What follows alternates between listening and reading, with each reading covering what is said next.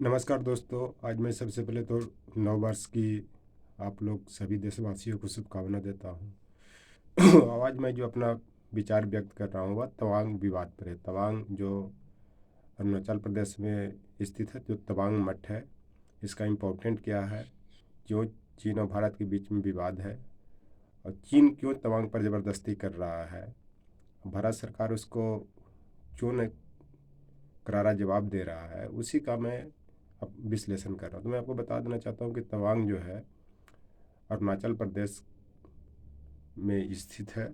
जो यह McMahon line के दक्षिण में स्थित है। मैकमोहन लाइन ये जो 1913-14 ईस्वी में भारत और तिब्बत के बीच इसको रेखा माना गया था, ना कि चाइना के बीच। उस समय चाइना का अस्तित्व भी नहीं था, बल्कि तिब्बत का अस्तित्व था। एक तरह से तिब्बत से ही चाइना का उद्भव हुआ है। दूसरी चीज़ की जो जो तवांग मठ है, वहाँ पे ये बहुत बड़ा बुद्धिस्ट मठ है।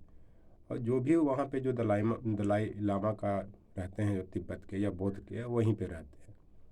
तो इसके कारण ये भी इम्पोर्टेंस है। और ये सर हेनरी मैकमोहन जो थे, जो मुख्य वार्ताकार थे, इसका वार्ता शिमला में हुआ था। उन्हीं के नाम पर इसको मैकमोहन लाइन दिया गया। उसमें जो जो मैकमोहन लाइन का जो निर्धारण किया गया, वो चाइना इसको मानता ही नहीं है, जबकि तिब्बत इसको मानता था, अभी भी मानता है। जो जो तिब्बत के जो स्वायत्त शासी क्षेत्र के जो राजा कर लीजिए या धर्मगुरु जो दलाई लामा हो, तो भी मानते हैं। यह विवाद उस समय से ज़्यादा जोर पकड़ने लगा जब माननीय वाजपेयी जी ने 2003 ईस्वी में तिब्बत को चाइना का स्वायत्त शासित प्रदेश घोषित कर दिया। इसके बाद भी 1962 के युद्ध में चाइना ने इसको तवांग को अपने कब्जा में ले लिया था, लेकिन युद्ध के अंत होते होते भारतीय सेना ने इसे फिर वापस ले लिया। इस कारण मैं भारतीय सेना को सैल्यूट देता हूँ, जो उस समय थे, जो आज भी हैं, जो जुझारपन से अपने क्षेत्र की रक्षा कर रहे हैं। ये चलते इस पर सरकार पर कोई टीका टिप्पणी करने की ज़रूरत नहीं। सरकार इसका अपना श्रेय ले कि मैं ये कर रहा हूँ, क्योंकि जो भी वहाँ करते हैं सेना करते हैं। और तवांग को बचाने में सेना का बहुत बड़ा योगदान है, आज भी है। जो दूसरी चीज़ की, दो लद्दाख का जो यांग तसे जो अभी कुछ देर पहले वहाँ पे जो विवाद हुआ दिसंबर में, तो जो 9 दिसंबर में विवाद हुआ था, तो लद्दाख का जो यांग तसे जो क्षेत्र है, जो 15,000 फीट की ऊंचाई पर स्थित है, वो अरुणाचल से सटा हुआ है। इसी कारण यह विवाद जो है वो लद्दाख से अरुणाचल तक जाता है, जो तवांग के कारण ही होता है।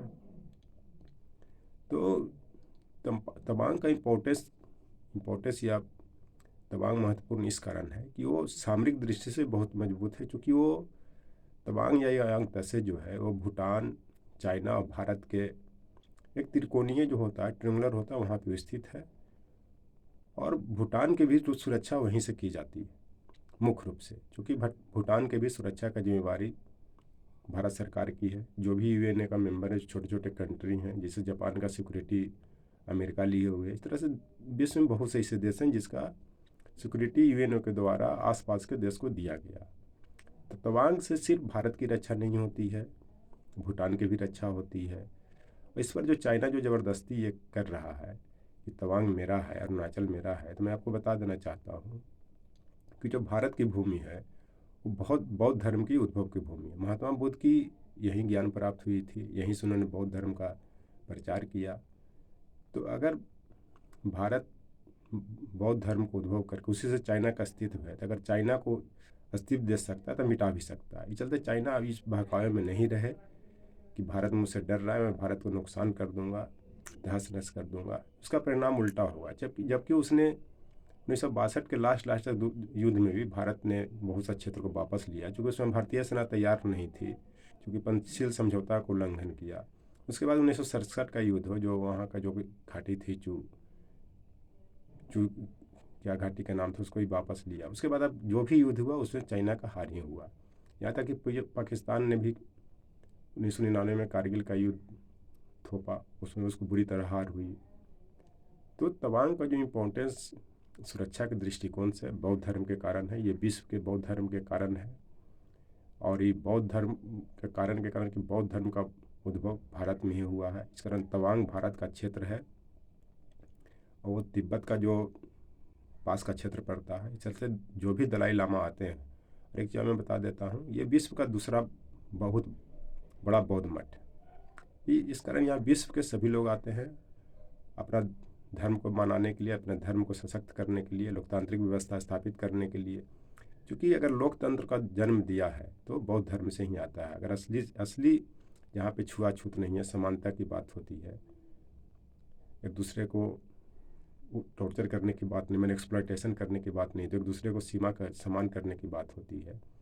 ये चलते ये जो चाइना जो है बौद्ध धर्म का जो चोंगा ओढ़ करके या पोंगा ओढ़ करके या ये दिखाता है कि मैं बौद्ध धर्म हूँ, लेकिन इसके नेचर में जो जो सी जिनपिंग है उसमें कहीं भी इसमें बौद्ध धर्म नहीं झलकता।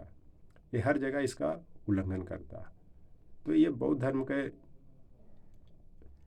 निशानी नहीं है, बल्कि ये नुकसान ही करता है। और जो जो भी समझौता हुआ था उस समय, वो ये दिखाने के लिए हुआ था कि सभी लोग भारत तिब्बत इसका सम्मान करेंगे। इस कारण चाइना को तो खैर इसमें उलझना ही नहीं चाहिए। वो ज़बरदस्ती तिब्बत पर भी कब्जा किए हुए है, उसमें भी भारत ने भी हस्तक्षेप नहीं किया जब भी करना चाहिए था। फिर देखिए वो नेपाल तरफ घुस रहा है, काला पानी लिपू लेक लिपिधारा है, उस पर भी नेपाल के जो भी फिर जो शासक बन गए हैं ओली और प्रचंड, वो चीन समर्थक माने जाते हैं। तो मुझे लग रहा है नेपाल और भारत के बीच विवाद उत्पन्न होगा। इसको मैं अगले वीडियो में इसको मैं उल्लेख करूँगा, उसका विवाद का कारण क्या है। कि जो तवांग का जो महत्व है, किसी हर हालत में भारत सरकार को, भारतीय सेना को प्रोत्साहित करना चाहिए कि हर हालत में तवांग और जो अक्साई चीन का क्षेत्र है वो लिया जाए। कैसे लिया जाए उस बताने की ज़रूरत नहीं है, वो भारतीय सेना समझदार है। आज विश्व में भारतीय सेना को तीसरा स्थान मिलता है, मैंने सामरिक दृष्टि से, मजबूती की दृष्टि से। सिर्फ यह संसदीय प्रणाली की सरकार है। संसदीय प्रणाली में सेना के जो भी आज्ञा के आदेश का मानना पड़ता है, उस सरकार को के आदेश को मानना पड़ता है। लेकिन अगर सरकार भी बार बार सेना को नुकसान पहुंचाने की बात करेगी तो फिर सेना भी इससे परेशान होगा और कुछ प्रतिक्रिया भी दे सकती है। तो चीन का जो अस्तित्व है ये दिखाता है कि तवांग से है और तवांग को मैं ले करके रहूँगा, तो ये उल्टा है। ये मैं बता देना चाहता हूँ कि चीन और तवांग या चीन और तिब्बत वो अलग अलग नहीं था, एक ही था। और जो तवांग का जो या तिब्बत का अस्तित्व अभी भी थोड़ा बहुत बचा हुआ है, भारत के कारण ही बचा हुआ, क्योंकि भारत सरकार उसको समय समय पर उसको सपोर्ट भी करती है और बताती भी है। और जो अरुणाचल प्रदेश का जो इम्पोर्टेंस है जो तवांग के कारण ही है, तो उसमें ये भी है कि अरुणाचल प्रदेश को भारत का उगते हुए राज्य कहा जाता, मैंने समृद्धि में, प्रगतिशीलता में, सुरक्षा की दृष्टि से, अलौकिक प्रकृति के दृष्टिकोण से।